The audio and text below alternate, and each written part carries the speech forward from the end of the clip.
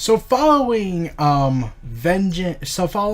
Survivor Series 2001, which was the end of the Invasion storyline, all the subsequent titles were practically deactivated or merged with their respective counterparts. The WCW Cruiserweight Championship became, well, the later Cruiserweight Championship, only to be abandoned and rebooted under the WWE Cruiserweight Championship, or as I like to call it, the 205 Live Championship. However, after that event, Vince McMahon would attempt to strip Austin of the title, of the WWF title, and presented it to Kurt Angle due to his actions in costing the Alliance the match because he was an inner spy. However, before you could do that, Ric Flair, who had not been on any wrestling program since McMahon's purchase of WCW, came out and announced that the leaders, Shane and Stephanie, had sold their stake in WWF and to him, and that he was now equal partners with McMahon, much to Vince's anger and shock. And then Austin came back, attacked both Angle and McMahon, and after which Flair presented him with the belt. So, there's a conundrum. With WCW, the Alliance out of business, there is still a world title, which belongs to The Rock. So, they're going to have to unify them, and originally, they were going to go ahead and do Austin versus Rock round 5, I think.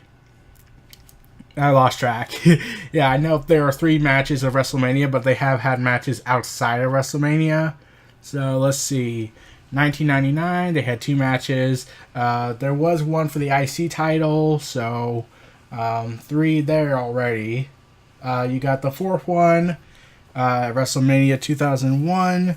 You got the 5th one at Insurrection that same year, and that means this would have been round 6.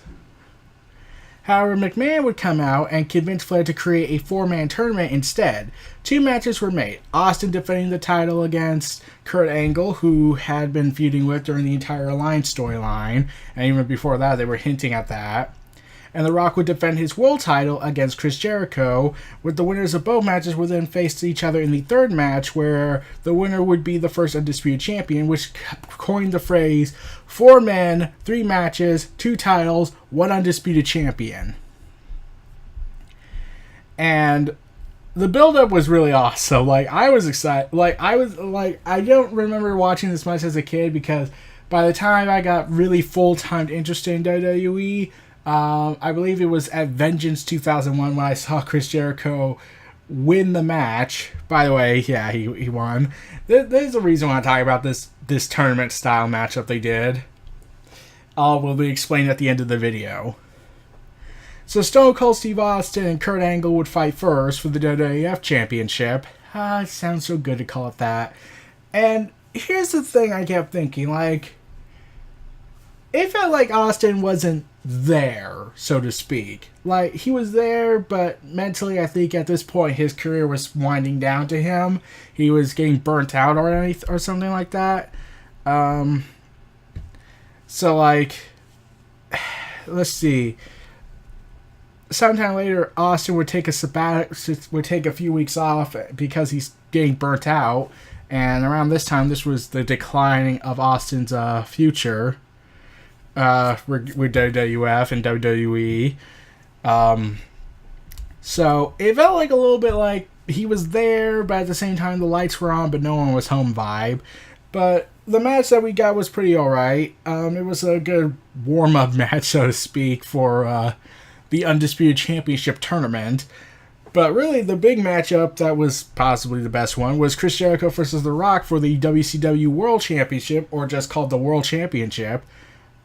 And Chris Jericho went into this egotistical heel run, which was already awesome because it's Chris Jericho, and he was doing everything he could to get hatred. Here's the thing about all these matches. You could put possibly the worst match back then on the card, and you still wouldn't really complain much because, well, the reception the crowd always gave it always boosted it up and made it look better than it actually was. And that's the vibe I feel like a lot of people miss nowadays. You could have the worst match in the history of wrestling, but the crowd usually is what makes the hype even bigger and makes it feel like it's somewhat of a big deal. Unless it was really, really, really, really, really freaking bad. But yeah, that's why some people say that they would rather see a decent match with a great story than a great match with no story. So, yeah, and that's the vibe I think Stone Cold Steve Austin and Kurt Angle had when they did their 15-minute matchup. Also, Austin would retain his title, defeating Kurt Angle, and Kurt Angle would be a spoiled temper tantrum child. But Chris Jericho really was awesome. Like, he gets to fight The Rock. And, like, everyone was assuming in this show that, well, let's see, is either going to do this was going to be the plan. Because at Vengeance, the poster, and there were a lot of hints heading towards that show, that Vengeance was originally going to have Triple H involved. Like, it was planned that he was going to show up, win the match, and or do something there to ultimately become Undisputed Champion. And yeah, that was what the reports were saying at the time. They were all hearing that Triple H was coming back. Triple H was coming back. Like, there's even a promo where Triple H cuts a promo where he hints that, yes, I'm coming back at Vengeance. And also, I had found out what was the two-man power trip storyline originally supposed to go to. It was originally supposed to culminate with a match between Triple H and Steve Austin at SummerSlam. Yeah. But yeah, moving on. Vengeance was also supposed to be Armageddon. However, it was also that same year a horrible disaster happened, so they did not want to have that vibe of, quote, Armageddon after what happened. And I will not mention the certain key incident because variety of reasons. But yeah. And Chris Jericho and The Rock really did the best they could. It was almost 20 minutes, and Chris Jericho wins the WCW World Heavyweight Championship for the second time in the same year because he did defeat The Rock at No Mercy, winning the title, which was finally like a culmination of finishing where he kicked off with WCW. Like, he wanted to be pushed to the mainstream appeal. He wanted to be the heavyweight contender. He wanted to be treated seriously like the big boys. But Hulk Hogan, Eric Bischoff, and Goldberg just didn't like that idea of a cruiserweight guy being on the same level as a Goldberg, as a Hulk Hogan, as a Kevin Nash, of a Scott Hall, of a Sting, which was really a lost opportunity because that really came back to bite them. So, following that, Chris Jericho finally winning the WCW title, it was kind of cathartic because, well, yeah, this is the title that he was eluded from in WCW, and he had to win it in a WWF show. That's kind of funny, though. So Chris Jericho defeats The Rock with help of McMahon, and Chris Jericho does the Rock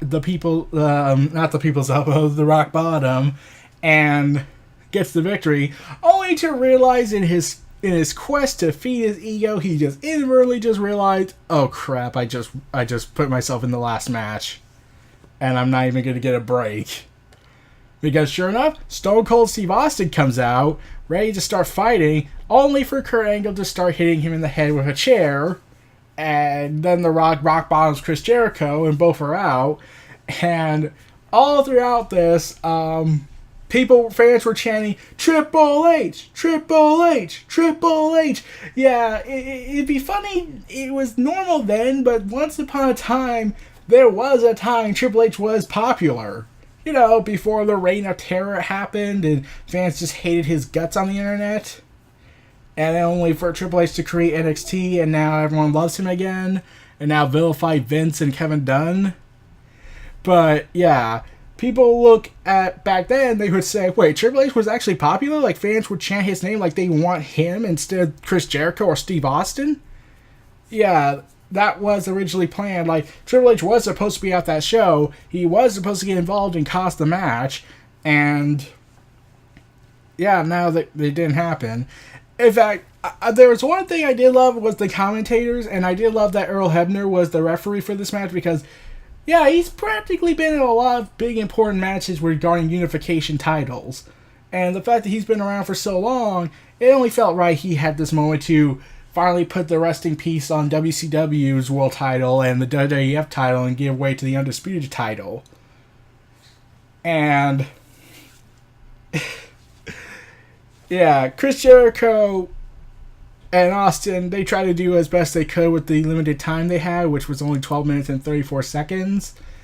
However, Chris Jericho still says that, yeah, it took, like, how many guys for me to beat Austin and The Rock? It took McMahon, it took Booker T, it took a referee, it took Kurt Angle.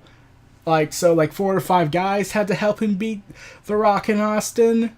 But it was still kind of a big deal because no one imagined, even back then I believe, no one imagined a WCW original guy defeating Vince McMahon's greatest creations, aka The Rock and Austin, in the same night. Now, why is this such a big deal? Like, back then, it was unpredictable, and WWF was always about the unpredictable nature.